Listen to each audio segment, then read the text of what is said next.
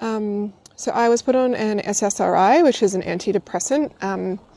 When I was pretty young, I've always struggled with anxiety, and I was stayed on it for a really long time because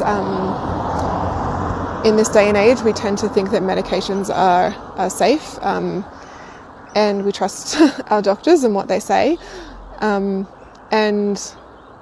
SSRIs were invented in the late 1980s with Prozac, and so they're actually relatively new in the world of medicine in terms of other drugs that have been around. And for that reason, I guess, we don't really have a lot of long studies about people taking them long term. And I believe that the longest study is a withdrawal study on how long, on the withdrawal effects of 8 weeks of use of SSRIs. And I've actually been on an SSRI now for 19 years, and a lot of people are in a similar situation to me. So I saw my doctor at the end of 2022 and spoke to her about coming off the SSRI because of some health concerns that I had. And she advised me that I should go ahead with that by reducing it over the period of about 4 to 6 weeks and come off it. So I followed along with that, and initially just had some to be expected withdrawal effects. Brain shocks or brain zaps are something that are pretty common with SSRI withdrawal. And I then ended up experiencing a bit of anxiety, a bit of extra emotional fluctations, and a bit of dizziness. And she assured me that was all to be expected and would go away. So I should continue with my taper, which I did. This was at the end of Christmas time in 2022. Just had to pause that for a dirt bike to go past. What was I saying?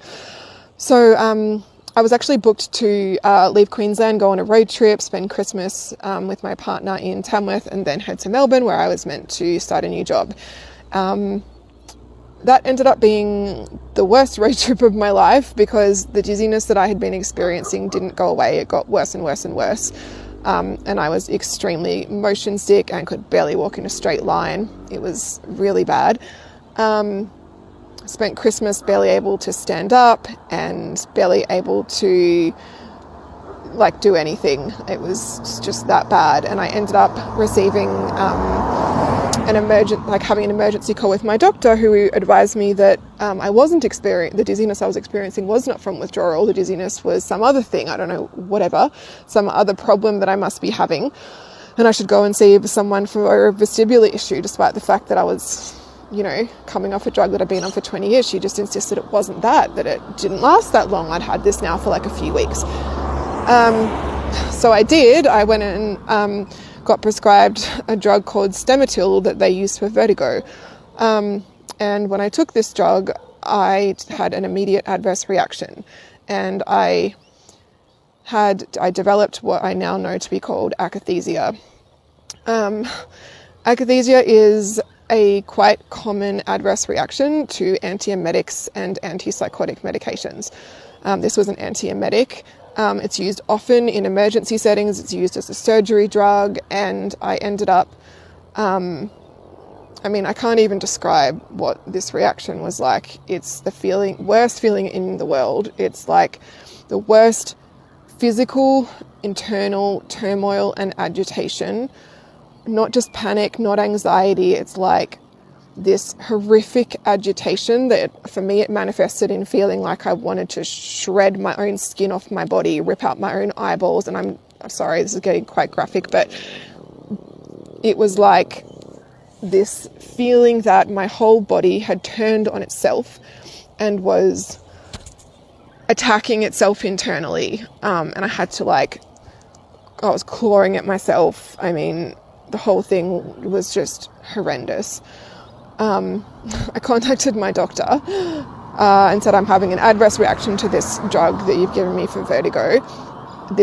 Nothing like this has ever happened to me in life. I'm crawling out of my skin. And she said, no, you've got anxiety. This is your anxiety. It's like, this is not anxiety. I haven't had anything like this. I need help. I ended up at the Royal Melbourne Hospital in the ER, like trying to get help. I ended up seeing all the GPs, like multiple other psychiatrists. She kept saying, oh, you need a second opinion because I've never seen anything like this before. And after a few weeks, I turned to the internet, as you do, and found out that it's extremely common to get akathisia from this drug, Stemetil or Compazine is what it's called in the United States.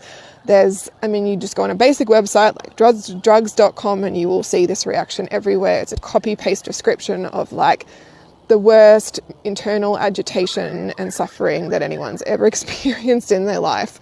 And the thing about this is that most people have a reaction like this and have it pass quite quickly. It will pass within a few hours or a few days if you're relatively unsensitized and undamaged and you're left alone. But in my case, that wasn't what happened, because my doctor said, well, this is your anxiety coming back.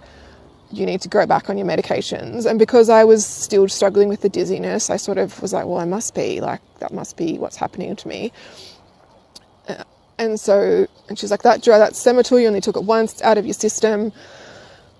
So I reinstated my medications that I'd been off, and that was the second or third worst decision ever. Literally within a few hours of putting my SSRI back up to the old dose, I started uncontrollably clenching and grinding my teeth.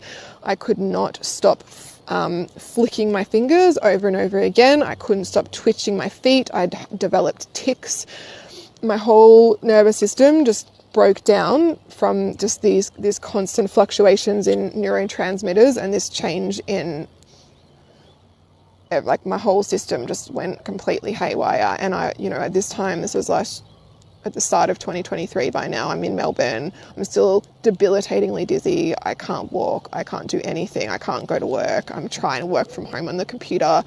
I'm walking down the street like a space cadet. I can barely get to the shops. And now I'm like suffering this secondary adverse reaction that's worse than anything else that I've gone through so far. Make the dizziness feel like a walk in the park. And I ended up having like a crisis team come to me because they were like, you've got a terrible anxiety. And I was like, well, I've had anxiety my whole life. I know what it feels like. It's not this. There was like various things, like maybe I should be admitted to a hospital for observation, but like no one could fit me in.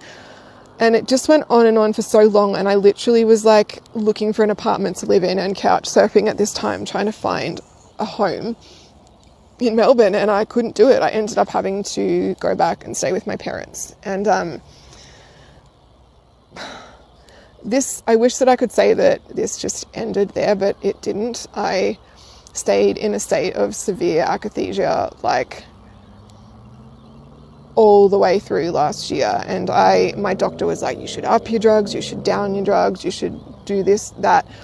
Try this drug, try that drug. And I'm looking up information on the internet, finding other people who are suffering from this that are like, no, like anything you do is going to make this worse. Your system's completely dysregulated and you need to just let it settle down.